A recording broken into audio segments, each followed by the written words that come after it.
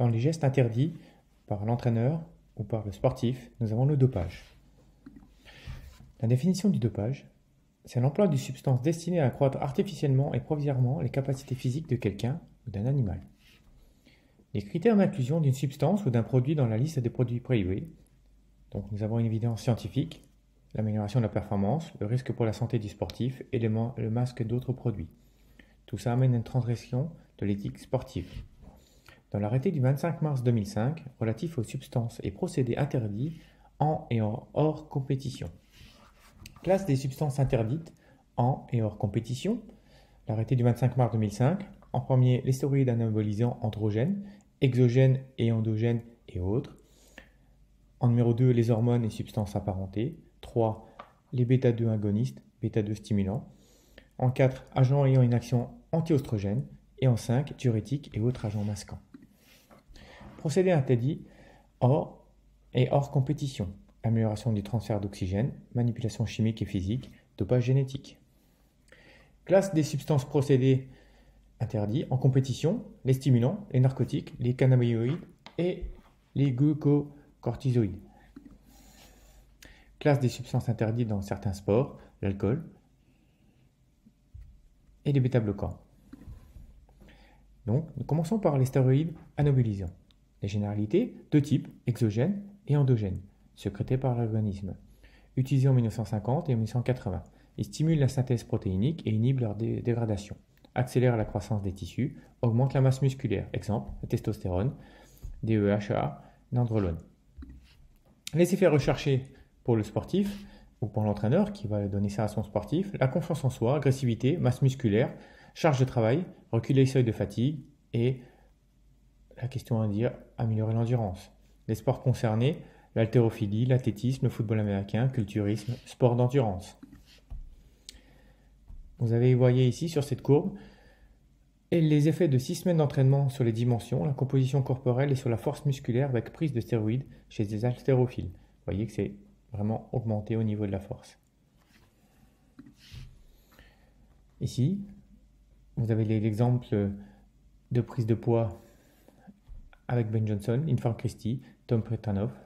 Donc, la prise de poids avant et après l'utilisation de ces produits dopants. Cependant, l'utilisation des anabolisants est courante également dans les sports d'endurance. Les stéroïdes anabolisants sans effet secondaire? Posons-nous cette question. Les effets secondaires: destruction hépatique, cancer du foie, augmentation de la tension artérielle, amène le diabète, maladie cardiovasculaire, manifestations au niveau du désir sexuel, vertige, maux de tête, agressivité. Pour les femmes, une masculinisation, de l'acné, calvitie, troubles menstruels, pilosité. Pour les hommes, féminisation, atrophie testiculaire, stérilité. Ensuite, nous parlerons des hormones et substances apparentées. L'érythropoïétine, le PO, connu pour les cyclistes, l'hormone de croissance, AGH, facteur de croissance, IGF-1, gonadotropine, l'insuline et les corticotrophines. Le PO donc, généralité, c'est une hormone fabriquée par les reins régulant le taux d'hémoglobine, utilisée pour l'anémie et l'insuffisance rénale, utilisée de 1980 à encore aujourd'hui. Stimule la moelle osseuse pour produire des globules rouges, augmente le taux de l'hématocrite, améliore le transport d'O2. Donc les effets recherchés: augmenter la concentration de globules rouges, plus 10% après 3 semaines, augmenter la VO2 max, augmenter l'endurance aérobie, accélération de l'adaptation à l'altitude. Donc les sports concernés, l'alpinisme, l'athlétisme, demi-fond, fond, le cyclisme bien sûr, le football, le ski de fond. Effet de 4 semaines d'injection de PO et de placebo sur l'hématocrite et la consommation d'oxygène. Donc on peut voir qu'après 4 semaines, on a une augmentation du taux d'hématocrite au niveau de T0 à T25, 44 à 48 par rapport au placebo, 44 à 43, il a même baissé. On voit que la VO2 max a augmenté de 63,9 à 68,4, augmentation de la VO2 max après 4 semaines, donc automatiquement une facilité pour les athlètes. Et bien sûr une augmentation de la puissance. Les effets secondaires: épaississement du sang, coagulation plus rapide, Cela peut entraîner une attaque cardiaque, une thrombose, augmentation de la pression artérielle ou même une leucémie. L'hormone de croissance. Généralité, hormone fabriquée par l'hypophyse, la glande pituitaire, utilisée dans les cas de nanisme, de retard de croissance, utilisée en 1981 aujourd'hui. Stimule la synthèse de protéines, stimule la croissance des os longs, stimule la lipolyse, augmente la concentration en glucose dans le sang, favorise la cicatrisation des accidents musculaires, validé chez le modèle animal.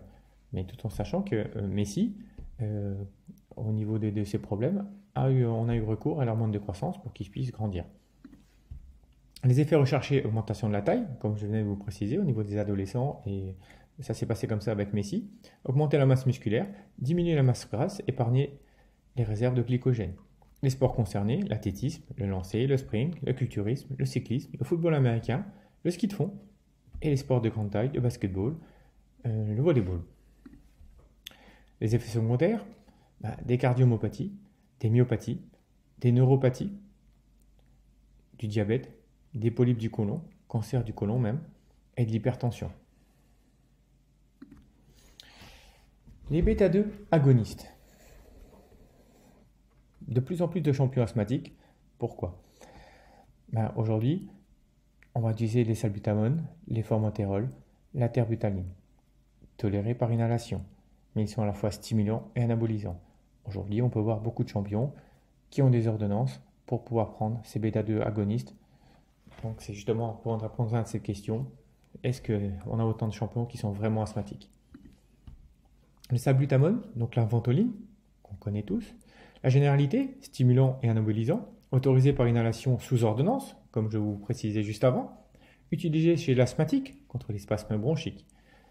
Il va stimuler les récepteurs bêta-2 des muscles lisses bronchiques, bronchodilatateur, diminue le catabolisme des protéines, effet anabolisant.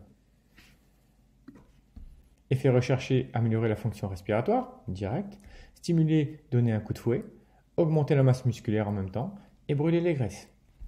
Sports concernés, aviron, culturisme, cyclisme, natation, haltérophilie, ski de fond. Les effets secondaires, il y en a, la palpitation, tachycardie, troubles digestifs et même des céphalées. Effet de 800 microgrammes de salbutamol par inhalation sur un contre-la-montre chez 16 sujets entraînés. Donc, aujourd'hui, sur le placebo et salbutamol, on voit que comme pour les GH, les études sont controversées, que ce soit pour les effets anabolisants et les effets sur la performance en endurance. Donc on voit que la différence entre la condition avec un placebo, il n'y a pas énorme, et la performance en seconde va être plus intéressante avec le salbutamol. On va aller plus vite. Les anti-oestrogènes inhibent l'aromatase, enzyme de conversion des hormones androgène, testostérone en oestrogène, utilisé pour les cancers du sein à la base, entraîne une sécrétion de l'hormone lutéinisante qui entraîne la sécrétion de HGH chez l'homme, utilisé à l'origine pour lutter contre la stérilité féminine. Minimiser la chute de production de testostérone suite à une cure de stéroïdes provoque un trouble hépatique, insuffisance surrénalienne, substance interdite chez l'homme. Les diurétiques et autres agents masquants. Les généralités favorisent l'élimination de l'eau et des sels par le rein, sont utilisés pour l'hypertension artérielle, l'insuffisance cardiaque congestive, la cirrhose, sont souvent associés à d'autres dopants. Exemple de substances, Diamox, Fildex, diminue la pression artérielle, les débits sanguins, augmente la quantité d'urine aussi. Les effets recherchés, perdre du poids rapidement, lutter contre la rétention hydrosaline du dopage aux corticoïdes, camoufler l'absorption des divers dopants par une dilution, minimiser la virilisation due à l'emploi de stéroïdes chez les femmes, sport concerné, l'alpinisme, prévention des mal de montagne, le culturisme et l'activité avec catégorie de poids. Effet de 3 programmes de 48 heures pour entraîner une perte de poids chez les athlètes de la catégorie haltéro, judoka, boxeur. Donc, on peut voir que les diurétiques entraînent une diminution de la performance aérobie, mais on va perdre du poids rapidement. Malgré ça, on va perdre au niveau de la performance aérobie. Les effets sur la performance, baisse au niveau potassium, K+, propagation à flux nerveux, la viscosité sanguine, travail cardiaque, capacité à évacuer la chaleur en saut maximal et volume sanguin par rapport à la VO2 max.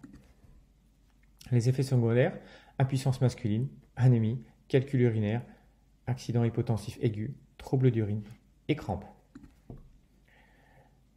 En numéro 5, les stimulants. Les amphétamines, que tout le monde connaît, l'éphédrine, on a déjà beaucoup entendu pour le dopage, la cocaïne, les bêta-stimulants salbutamol, dont on a déjà parlé tout à l'heure, et la caféine. Les amphétamines, généralité, substances synthétiques non présentes dans l'alimentation, utilisées durant la Seconde Guerre mondiale, lutter contre la fatigue, dans certains régimes alimentaires, dans la narcolepsie.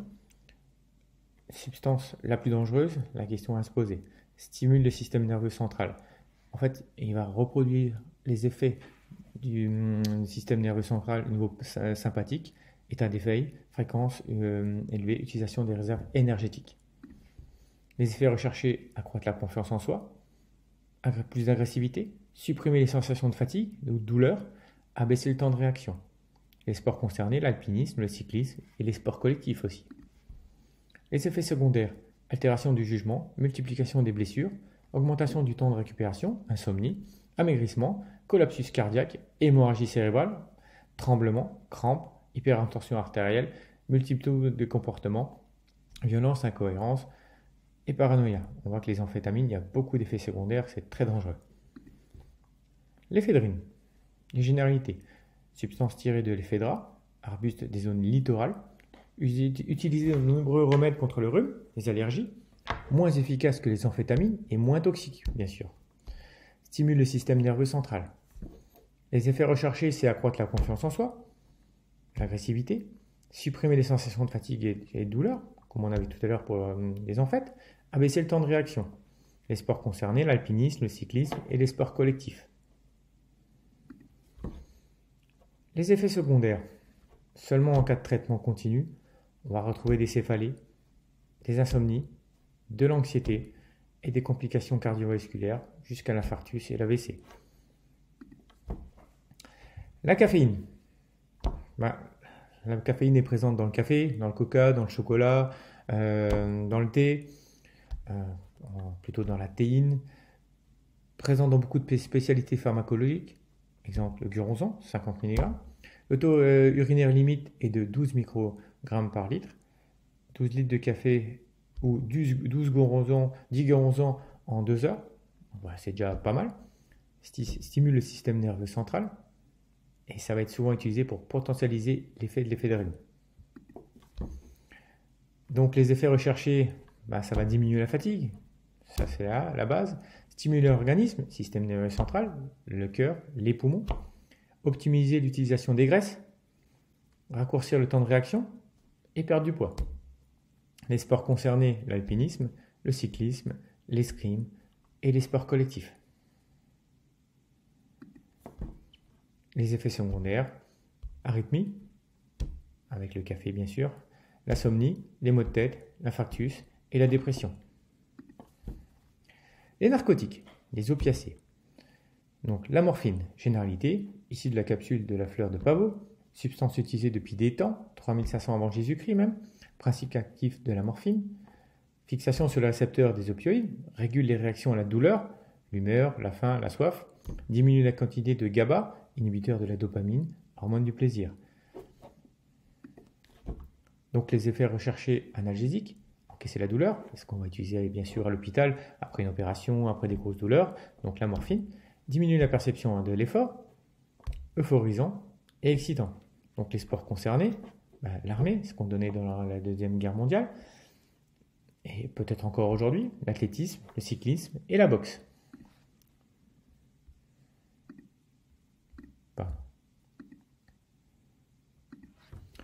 Effet de la naxolone sur la VO2 max lors d'un exercice progressif et le temps à épuisement lors d'un exercice de vitesse constante chez 6 athlètes entraînés. Donc, on peut voir que en fait, tout ça, le naxolone a un effet délétère sur la performance aérobie. Donc, ce qu'on peut voir, c'est que le placebo, le volume de VO2 max, et bien sûr, derrière l'autre côté, ici, le temps à l'épuisement, il va être plus court au niveau des minutes que par rapport au placebo. Et vous voyez que là, le VO2 max est plus importante.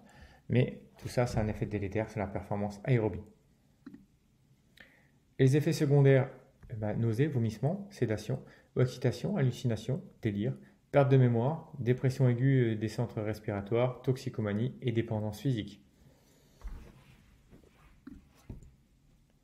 Les glucocorticoïdes. Généralité. Glucocorticoïdes sécrétés par la zone corticale des glandes surrénales, hormones qui permettent de s'adapter au stress, utilisés comme anti-inflammatoires dans le cas d'allergie, asthme, affection cutanée. Stimulent la glucogénèse, synthèse de glucose mobiliser les acides gras, épargne le glucose, libère tout ça pour le catabolisme et bien sûr ça va être anti-inflammatoire. Les effets recherchés à stimuler la volonté, effacer la douleur, la fatigue, le sport concerné, l'alpinisme, le cyclisme, l'haltérophilie. Les effets secondaires, des ulcères, des infections virales, des œdèmes et de l'hypertension artérielle. Les cannabinoïdes, généralité, et drogue récréative. Elle a toujours été utilisée par les sportifs, toujours considérée comme un dopant bien sûr. Antalgique, myorelaxant, stimule l'appétit. On va utiliser aussi contre le cancer, la sclérose en plaques, le sida. Donc les effets recherchés, lutter contre le stress, la décontraction, la relaxation. Effets secondaires, augmente le temps de récupération post-exercice, augmente la fréquence cardiaque, sensation de soif, perte de motivation et bien sûr une baisse de la vigilance. Voilà pour la présentation des produits dopants et des choses interdites par l'entraîneur et par l'athlète